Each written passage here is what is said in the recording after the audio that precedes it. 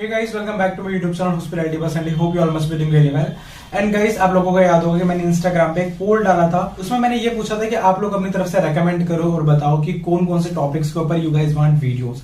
मैंने अलग अलग टॉपिक्स दिए थे, आप लोगों को सजेस्ट करे थे। फॉर एग्जांपल NCHMCT 2022, कॉलेज का review, internship, industrial training, finance related videos. तो ये कुछ टॉपिक्स थे और भी अलग तरीके के टॉपिक्स थे जिनका मैंने बोला था कि इनमें से कोई टॉपिक आप चूज करके बताओ या फिर अपनी तरफ से सजेस्ट करके जिसके ऊपर हमें वीडियोस बनानी चाहिए।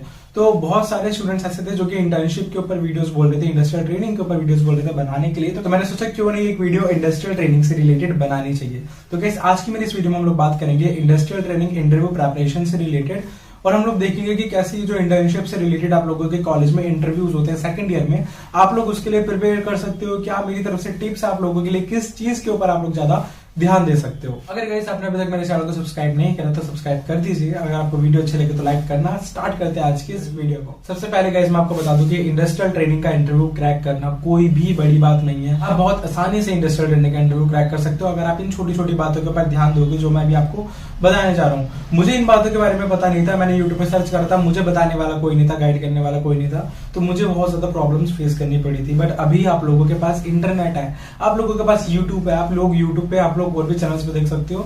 मेरे चैनल पे आप लोगों को पुरानी बहुत वीडियोस मिलेंगी इंडस्ट्रियल ट्रेनिंग से रिलेटेड। गाइस, एक बात मैं आपको और बताना चाहूंगा। ऑफ कोर्स लोगों ने कुछ क्वेश्चंस पूछे थे, अभी मैं आगे पॉइंट्स बताने से पहले उन्हें डिस्कस करना चाहूंगा, लाइक कि विंटर बैच और समर बैच में से कौन से बैच से ज्यादा काम करवाया जाता है या फिर कौन से बैच में ज्यादा वर्क होता है। तो बिल्कुल मैं इस बात को नजरअंदाज नहीं करूंगा और मैं ऐसा कुछ डिसएग्री नहीं करूंगा इस बात से कि विंटर बैच वालों को ज्यादा मेहनत या फिर ज्यादा काम करना होता है कहीं ना कहीं कंपेरेटिवली टू समर बैच, क्योंकि समर में आपके इतने ज्यादा वेडिंग्स वगैरह नहीं होते। ऑफ कोर्स होते होंगे, कहीं ना कहीं कुछ ना कुछ हो रहा होगा, लेकिन विंटर में जो आपका लोड होता है ना वो आपका बहुत ज्यादा होता है कंपेयरिंग टू समर। तो विंटर वालों को तो और ज्यादा मतलब काम करना पड़ेगा। तो अभी से मेंटली प्रिपेयर हो जाओ, फिजिकली प्रिपेयर हो जाओ कि आप लोगों को काम करना है, इतने घंटे आपको काम करना पड़ेगा। आई थिंक अभी नवंबर आ गया है, अभी आई थिंक 23 या 25 नवंबर से मेरी इंडस्ट्रियल ट्रेनिंग चालू हुई थी विंटर बैच की। तो आप लोगों के भी इसके आसपास चालू होने वाली होगी, ऑलमोस्ट हो ही गई होगी चालू। एंड एक क्वेश्चन और अभी आगे पॉइंट्स बताने से पहले जो सबसे इंपॉर्टेंट क्वेश्चन है, लोगों को ऐसा लगता है कि क्या इंडस्ट्रियल ट्रेनिंग जिस होटल से हम लोग करते हैं वो इंपॉर्टेंट होता है। मैं आपको ये बोलूंगा कि वही सबसे ज्यादा इंपॉर्टेंट होता है गाइस। आप लोग ये मान के चलो कि आप लोगों की जो जर्नी स्टार्ट होती है वो कॉलेज से स्टार्ट होती है। कॉलेज के बेस पे आपका इंडस्ट्रियल ट्रेनिंग का होटल जो होगा ना वो चूज होगा। मतलब ढंग का कॉलेज होगा तो ढंग का होटल मिलेगा इंडस्ट्रियल ट्रेनिंग करने के लिए। फिर ढंग की जगह से इंडस्ट्रियल ट्रेनिंग करोगे तो ढंग की जगह से आपको जॉब मिलेगी। ढंग की जगह से जॉब मिलेगी तो आगे ढंग के लेवल पे सुपरवाइजर या जो भी पोजीशन होगी वो मिलेगी नेक्स्ट होटल में। ये सब स्टार्टिंग से ही डिसाइड हो जाता है, प्लीज अंडरस्टैंड दिस थिंग। और चलो कॉलेज का तो फिर भी इतना ज्यादा नहीं होगा, अगर आपने इंडस्ट्रियल ट्रेनिंग ऐसे वैसे होटल से कर ली फिर तो पूरे करियर का आप लोग स्टार्टिंग से खराब कर दोगे। तो इंडस्ट्रियल ट्रेनिंग बहुत ज्यादा इंपॉर्टेंट है और बहुत ज्यादा मैं बोलूंगा अपनी कोशिश करना अच्छी जगह से 5 स्टार होटल प्रॉपर्टी से करने की, लग्जरियस प्रॉपर्टी से।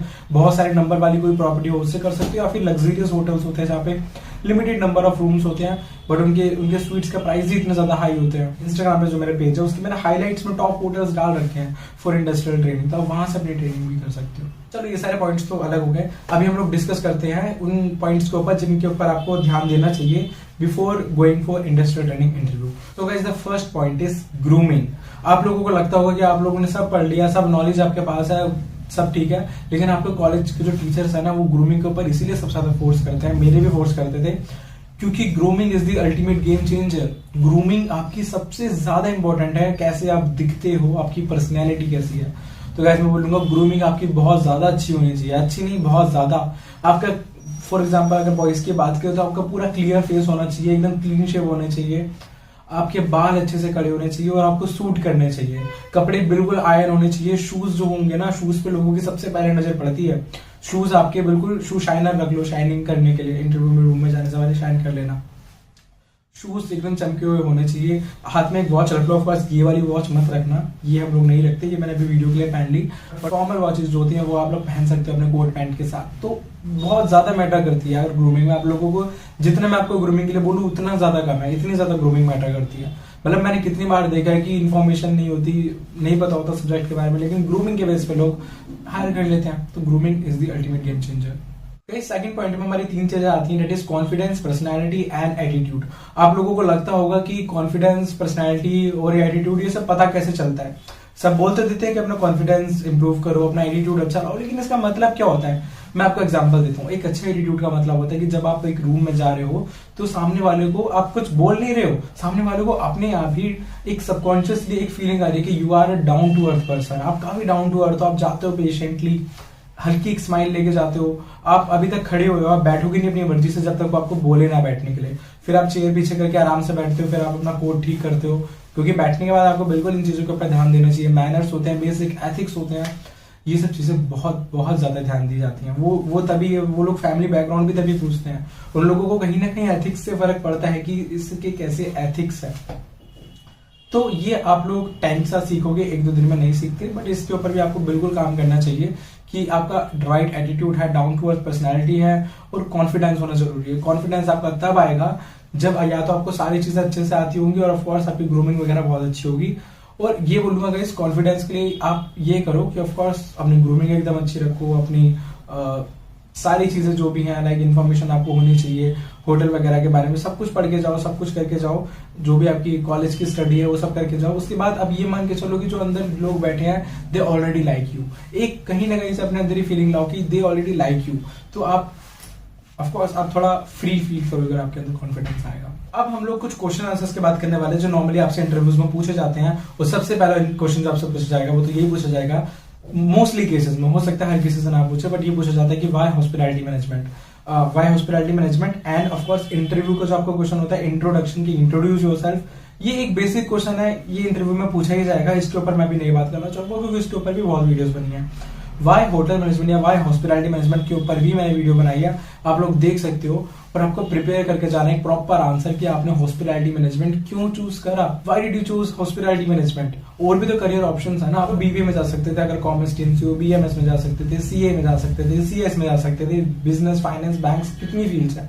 लेकिन एचएम में आए, कोई तो रीजन होना चाहिए। अगर कोई रीजन नहीं है तो वो फिर आपको जज करेंगे इस बेस पे, तो कोई वैलिड रीजन, लॉजिकल रीजन होना चाहिए। इसके अलावा वाई अस, फॉर एग्जांपल अगर आप लोग ताज के लिए जा रहे हो या ओबराय के लिए जा रहे हो तो पूछेंगे कि वाई ओबराय, वाई ताज। तो आपको क्या करना पड़ेगा, आपको उनके ब्रांड की स्पेशलिटी जाननी पड़ेगी कि उनके ब्रांड की स्पेशलिटी क्या है, और उसी को रीजन बना के आपको बोलना पड़ेगा कि इस रीजन की वजह से मैं इसमें आना चाहता हूँ। वो होटल के बारे में भी पूछेंगे। फॉर एग्जांपल अगर आप ताज के होटल में जा रहे हो, ताज पैलेस कोई होटल है दिल्ली में, तो आप उसमें जा रहे हो, पूछेंगे वाई ताज पैलेस इन दिल्ली।